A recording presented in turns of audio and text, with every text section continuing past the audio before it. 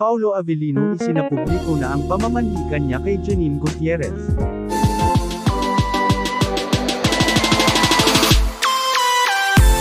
Tuwang-tuwa na ang mga taga-hanga nina Janine Gutierrez at Paulo Avellino.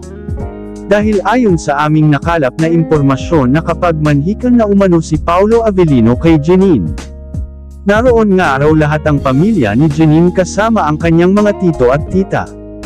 At ganun din ang pamilya ni Paulo na talaga namang suportado sa pamamanhikan ng aktor.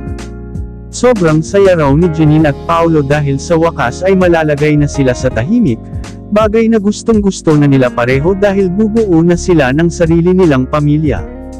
Botong-boto naman umano sina Lotlot de Leon at Monching Gutierrez kay Paulo Avellino para sa anak nilang si Janine.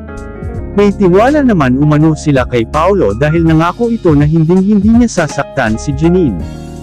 Alam naman umano nila na mahal ni Paulo si Janine dahil sa mga ipinapakitang pag-aalaga sa aktres.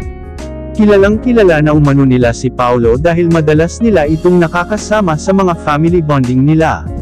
Nagpapagawa na rin daw ng bahay sina Janine at Paulo kaya nagbabalak na rin magpakasal ang dalawa sa susunod na taon.